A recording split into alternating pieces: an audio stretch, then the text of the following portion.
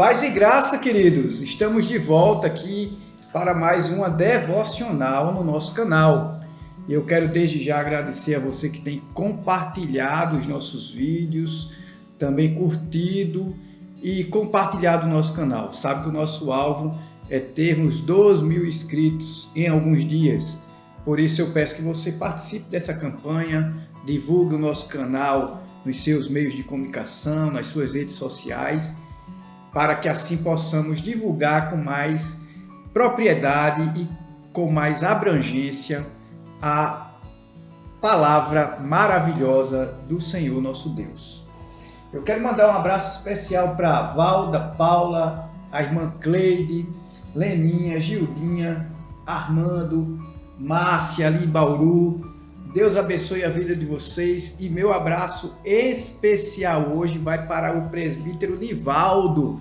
Nivaldo não comenta muito, normalmente é Leninha, mas eu sei que Nivaldo é um assíduo no nosso canal. Deus abençoe sua vida, Nivaldo. Sabe que a nossa amizade é verdadeira. Nós temos uma parceria aí de muitos anos, de viagens, de congressos, de reunião de presbitério, de Supremo Concílio. Nivaldo é literalmente meu Timóteo, cara que aprendeu a fé através da minha pregação, das minhas palavras, sobretudo daquilo que eu mostro como deve ser um homem e uma mulher de Deus. A reflexão deste dia encontra-se lá em Provérbios capítulo 6, versículos 1 e 2. Provérbios 6, versículo 1 e 2.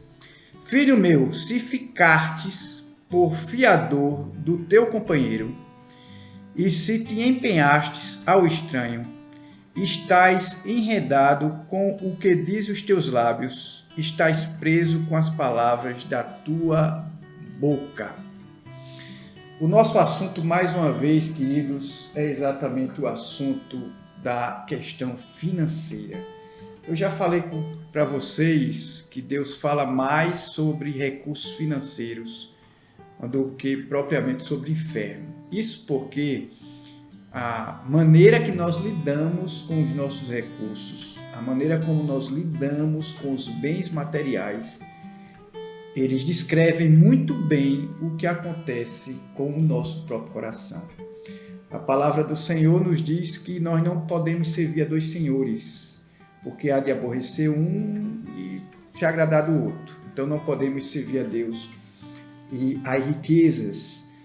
Mas as riquezas estão aí para serem usufruídas, para serem conquistadas para o nosso deleite pessoal. Nós já falamos, inclusive, que os princípios da economia, no contexto bíblico, os princípios de economia, de como lidar com os recursos financeiros, segundo a palavra de Deus, esses princípios são 5 pilares. O primeiro deles é honrar a Deus com tudo que você tem. Aqui são as primícias da nossa renda. Nós já falamos até sobre isso quando nós apontamos aqui em Provérbios sobre o zelo das primícias. Você pode pegar aqui esse texto e dar uma olhada lá nessa nossa reflexão que está disponível no nosso canal. Então temos honrar, temos sobreviver, que é o pagamento das nossas necessidades. Temos desfrutar, que é exatamente aproveitar dos nossos recursos com bens e situações que não dizem respeito necessariamente a uma necessidade, mas sim a um prazer. Nós temos também poupar, que é o quarto princípio. Nós precisamos poupar para tempo de escassez e também socorrer. Socorrer, nós falamos um pouco sobre ele quando nós tratamos sobre o princípio da generosidade que está aqui também nesse card. Hoje nós vamos falar novamente sobre socorrer, mas aqui a advertência é uma advertência não positiva, que a gente deve socorrer, mas aqui é uma advertência negativa quanto o como você deve socorrer, o quanto você deve socorrer. Aqui fala sobre servir de fiador. O que significa servir de fiador? É quando você garante a despesa de uma terceira pessoa. Aí, por exemplo, a pessoa chega para você e diz: fulano, me presta teu cartão de crédito para eu comprar um produto para mim e eu divido aí, eu vou te pagando. A pessoa chega e diz: fulano, vai ali comprar uma coisa para mim e bota no teu nome. E aí a pessoa compra aquele bem, compra aquele serviço de alguma maneira em nome de terceiro. O que a Escritura diz não é que isso seja proibido. Não é pecado você ser fiador. Nós vemos, por exemplo, o apóstolo Paulo, lá na carta de Filemon, tornando-se fiador do escravo Onésimo. Se ele te deve alguma coisa, põe na minha conta. Nós até já refletimos isso aqui no nosso canal, quando nós falamos sobre a carta de Filemon, e mostramos que ali, inclusive, é um exemplo do próprio Senhor Jesus, que tomou sobre si a nossa dívida para com Deus. Então, o fiador nada mais é do que aquele que assume a dívida de terceiros. O problema está quando nós assumimos dívidas que nós mesmos não podemos pagar, quando isso vai além do nosso orçamento. E é interessante porque ele diz assim: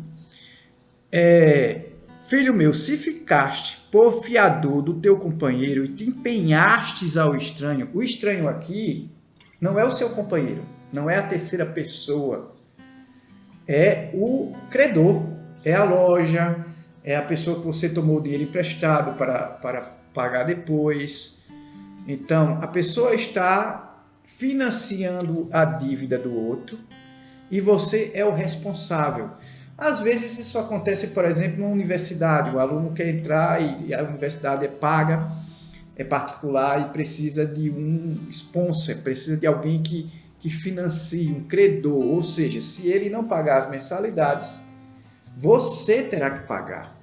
Mas observe, queridos, que há outros textos de provérbios que nos chamam a atenção a respeito desse compromisso.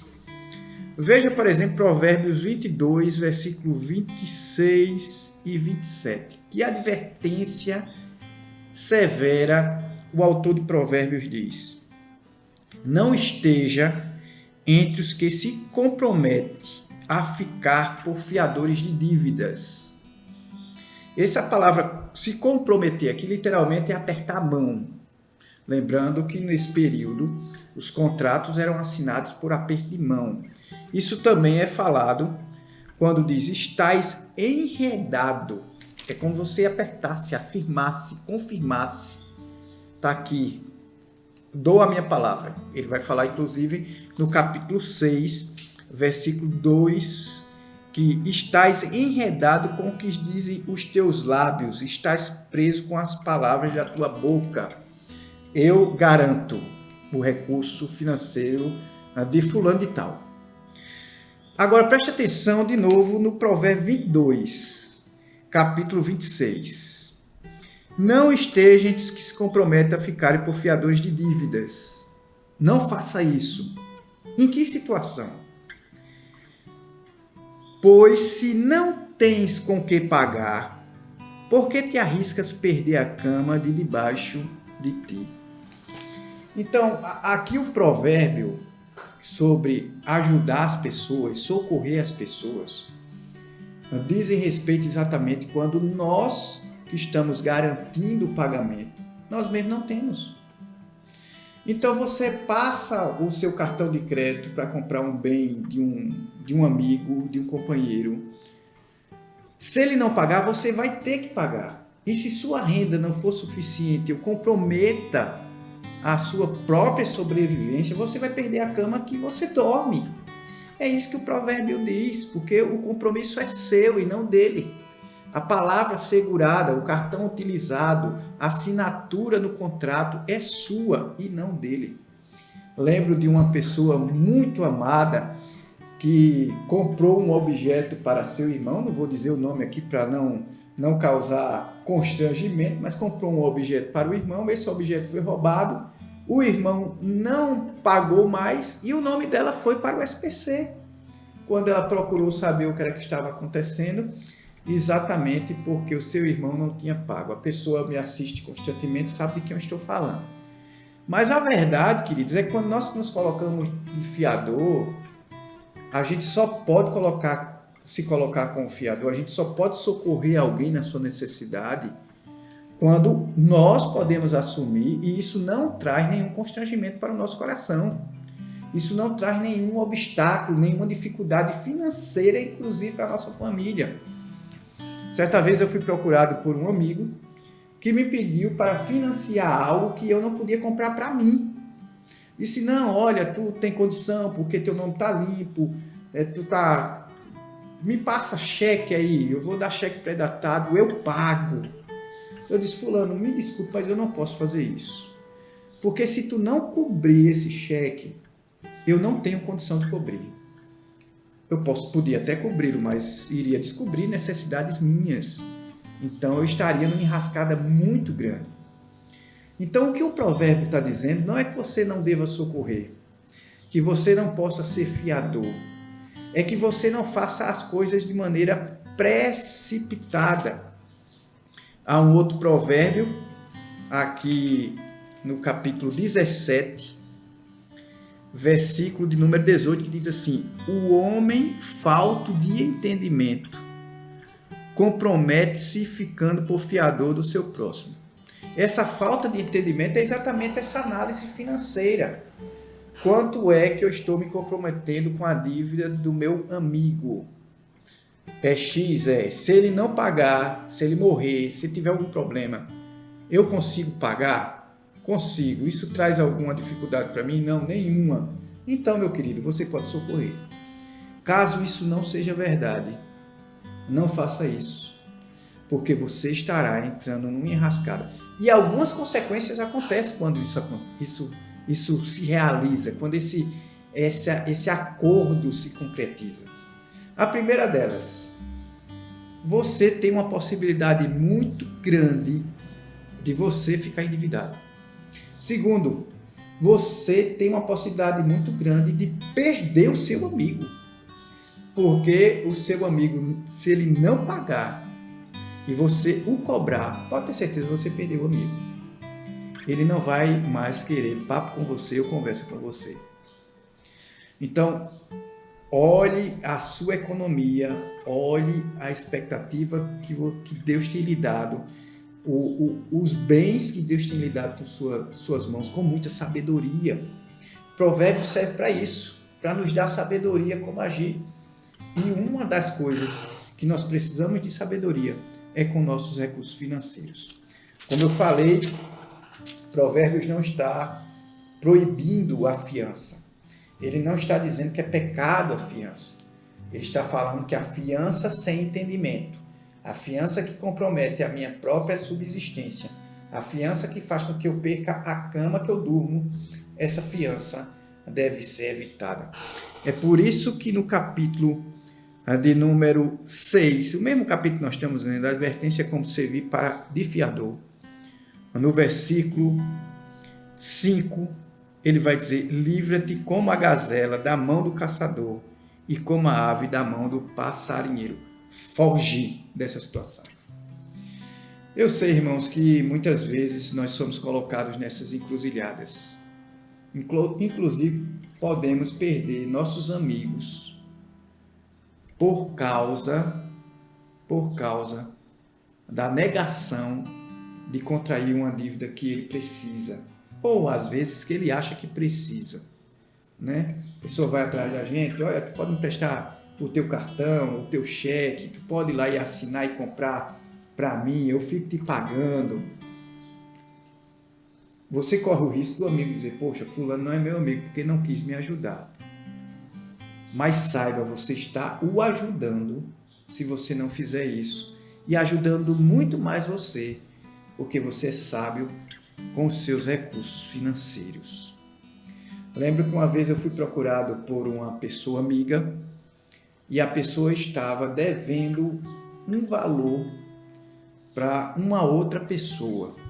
Ela já estava enrascada financeiramente e ela me procurou dizendo, pastor, eu queria que o senhor me ajudasse.